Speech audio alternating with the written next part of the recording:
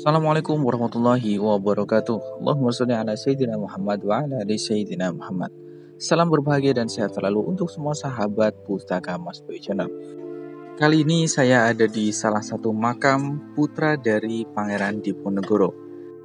Dari sekitar 20 putra putri beliau, terdapat satu makam yang berada di wilayah Bogor. Dan ini adalah makam dari Kanjeng Gusti Pangeran Haryo Jonet Diponegoro bin Pangeran Diponegoro, atau lebih dikenal dengan sebutan Mbah Jonet. Mbah Jonet ini adalah anak kelima dari Pangeran Diponegoro yang lahir sekitar tahun 1815. Dan beliau dimakamkan di Jalan Raden Ajeng Kosasih, Kelurahan Cikaret, Kecamatan Cikaret, Bogor Selatan, Jawa Barat. Untuk sahabat Pustaka Mas Boy yang ingin berkunjung atau berziarah ke tempat ini, bisa dicari di Google Maps. Saya akan bercerita sedikit tentang kisah dari Pangeran Jonet Diponegoro. Kenapa beliau sampai berada di wilayah Bogor.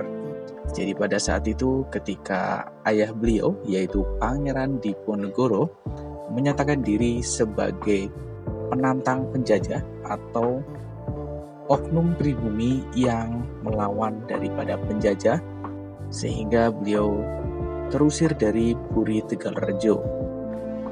Pada saat itu Mbah Jonet berusia sekitar 10 tahun dan dia ikut bersama ayahandanya beserta keluarganya ke wilayah Goa Selarong. Setelah Puri Tegalrejo digempur oleh pasukan Belanda, Mbah Jonet ini merasakan bagaimana susahnya perjuangan saat itu bersama ayahandanya beserta keluarganya.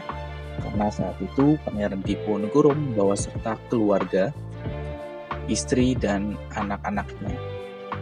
Usianya yang masih terhitung anak pada saat itu, ketika dia lari mengikuti rombongan dari Puri Tegalrejo,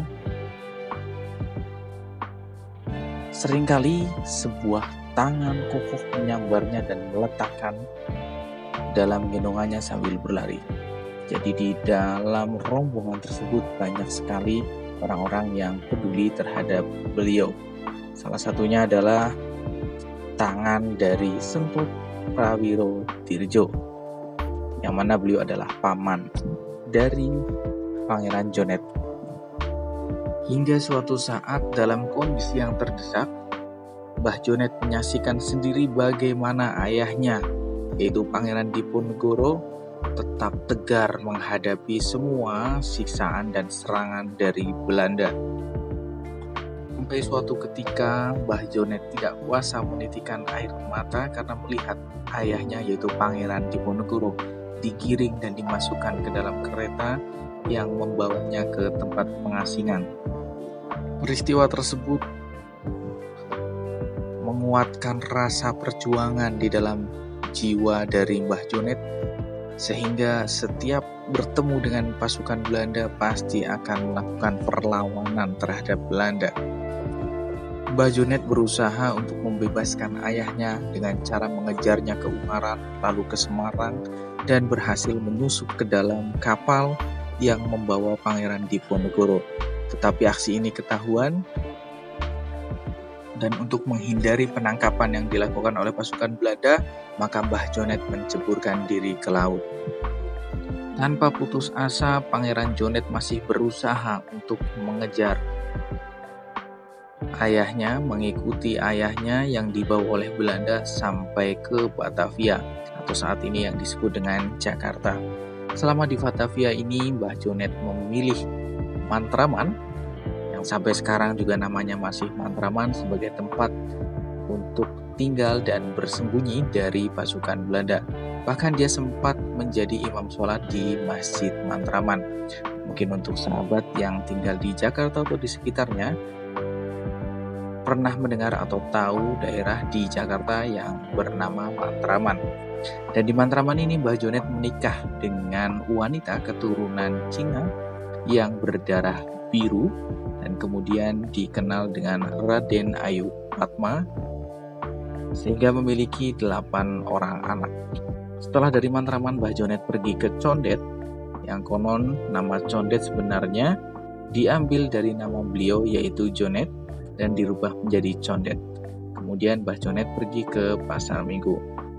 Nah, mengenai versi ini, jika ada yang lain bisa disampaikan di kolom komentar, karena memang untuk sejarah itu biasanya ada beberapa versi, tapi secara tokoh biasanya tetap satu orang yang sama, hanya versi sejarahnya aja yang berbeda. Perjalanan beliau sampailah di wilayah Banten, yaitu tepatnya ada di wilayah Bogor.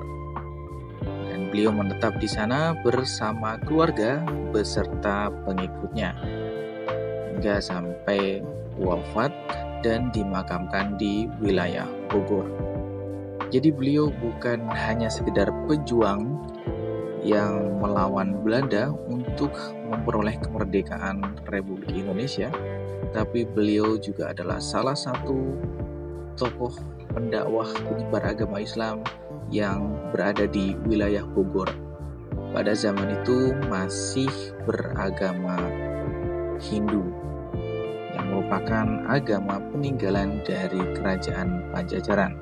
Dan Bogor ini adalah salah satu wilayah yang masuk di dalam wilayah kekuasaan Kerajaan Pajajaran. Dan selanjutnya setelah Kerajaan Pajajaran itu tidak ada, dilanjutkan oleh Kerajaan Banten dan Cirebon. Keberadaan makam beliau sampai dengan saat ini masih ada di wilayah Bogor dan bisa diziarahi oleh siapapun yang akan berziarah ke tempat ini, dan dijaga oleh juru kunci yang tempat tinggalnya itu tidak jauh dari lokasi makam. Namun untuk bisa masuk ke dalam area makam atau ke kubah makamnya ini memang harus mendapatkan izin khusus, yaitu harus datang ke juru kunci untuk meminta agar dibukakan bisa masuk ke area makam. Karena demi keamanan dan kenyamanan bersama, makam ini ditutup atau dikunci. Jadi tidak sembarang orang bisa masuk atau bisa mengakses ke area makam ini. Karena selain tempat bersejarah, ini juga termasuk di dalam area cagar budaya wilayah Bogor. Sekilas tentang informasi dari Pangeran Jonet, semoga bisa bermanfaat dan sampai jumpa di next video.